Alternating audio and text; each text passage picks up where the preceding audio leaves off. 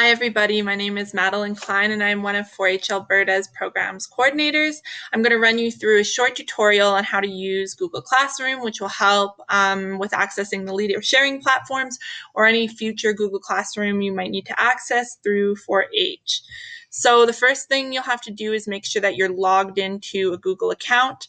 You can open your browser and go to Google, and it should show you up in this right-hand corner if you're logged into your account.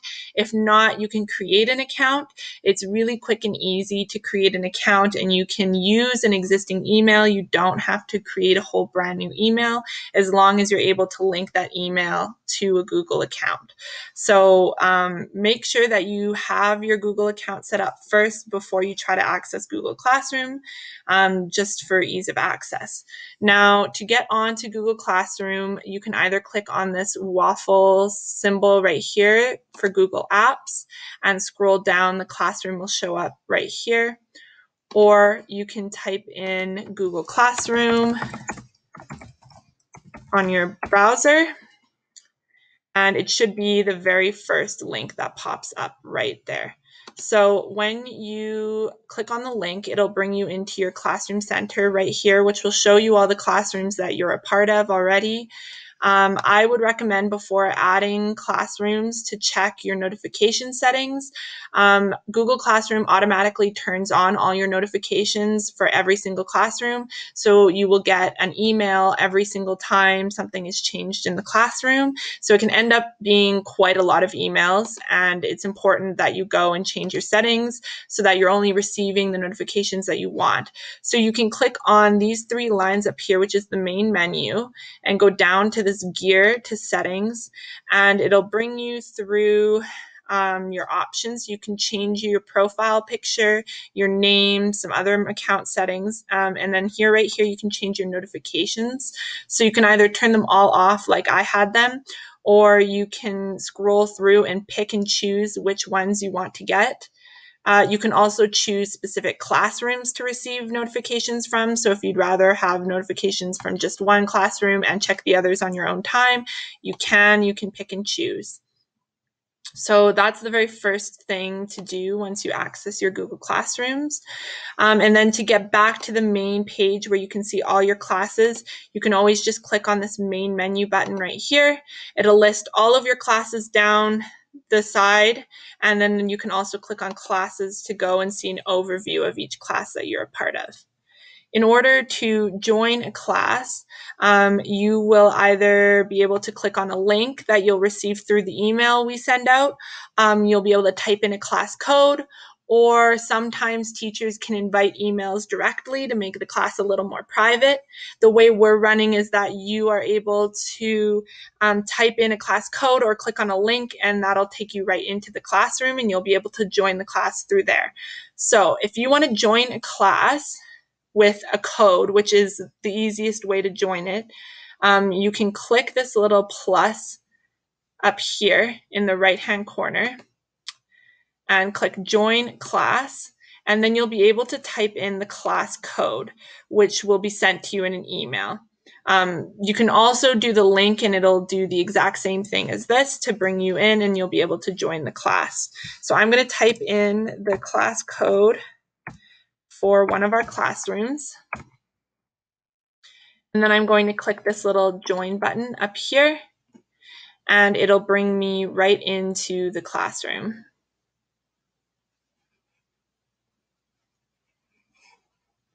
All right, so once you are in the classroom, it'll bring you straight to the Stream tab right up here.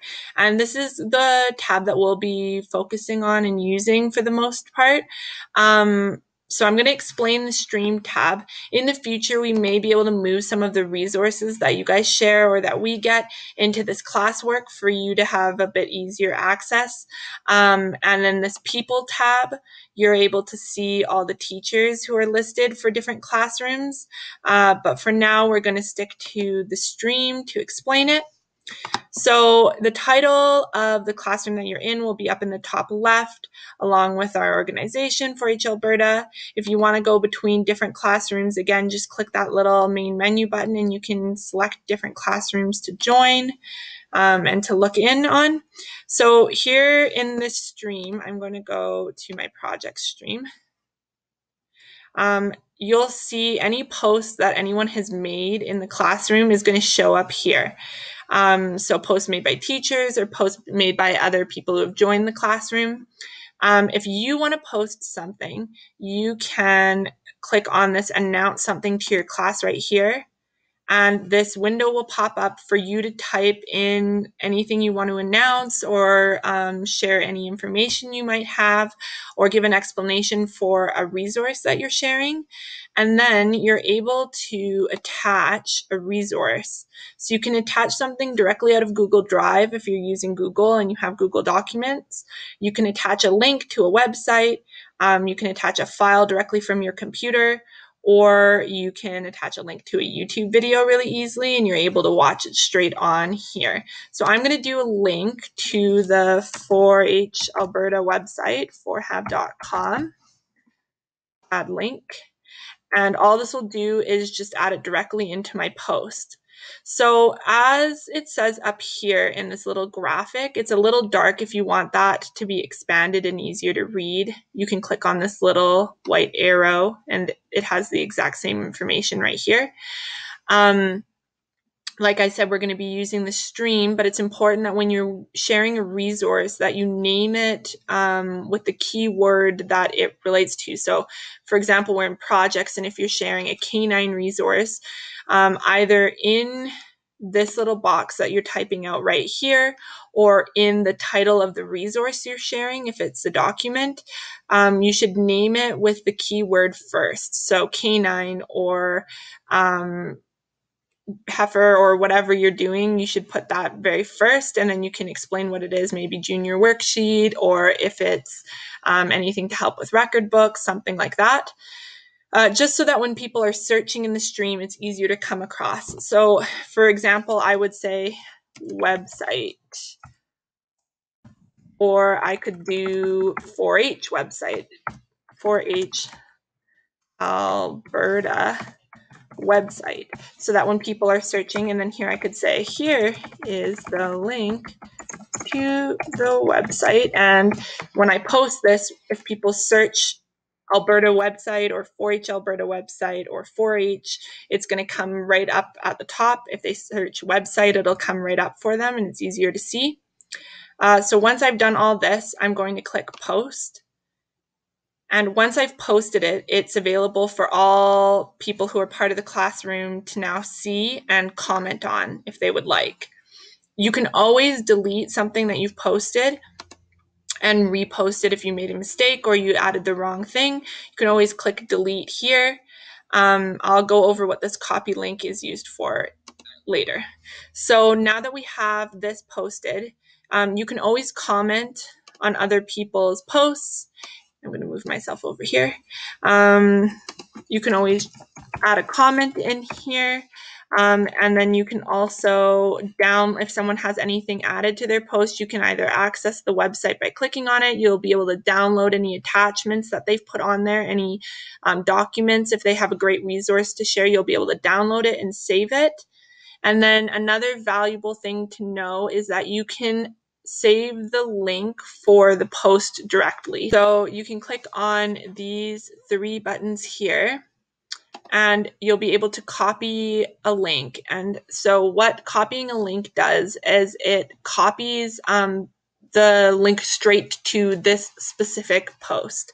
So if I want to share this or save it for later, maybe in a Word document, or send it over an email, or keep it for later reference, I can always copy this link and post it somewhere. And then I'll show you what it does when you access the link. I just pasted it in this bar. The post itself is going to come up front and center, and it'll be really easy to access. Even if it has a Word attachment or a PDF document or any sort of link on it, you'll still easily be able to access it. So here you can see is the post front and center, and then all the comments as well. You're always able to delete comments that you've made, and you can also delete posts that you've made, but teachers are going to be able to see if you have deleted them, but no one else will be able to. So that's pretty much it for this stream. It's important that when you're naming it appropriately so that you can find it. And I'm just going to show that really quickly. So if I want to search for something, this is a common shortcut that can be used all over your computer if you didn't know about it already, but it helps, it'll be really helpful in the stream because the stream just shows up as a straight stream of posts and they're not sorted in any way. So if you're looking for something specific, on your keyboard, hit Control F. If you're on a Mac, it's Command F. And you can type in, this little box should show up on your browser. You can type in any keyword that you're looking for. So I'm going to look for a website. And then it's going to show me anytime website shows up. So I can just click these little arrows and it'll show me all the times that website was typed out and I'll be able to easily search it. So if you were looking for canine, you could type in canine and it would show you anytime a canine resource or someone wrote canine. So the more specific you can be with your keywords and with your naming, the easier it'll be to find. And then you'll be able to easily search through everything listed under that topic. And like I said, hopefully you'll be able to copy the links when you see something valuable and save it for later reference. But you can also always download any resource that you see and save it to your computer as well. So that's pretty much it for Google Classroom.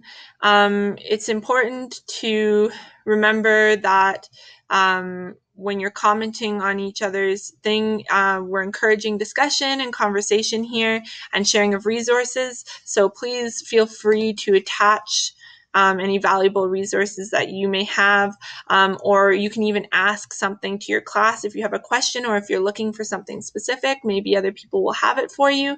So really use these tools to your advantage. They're very helpful.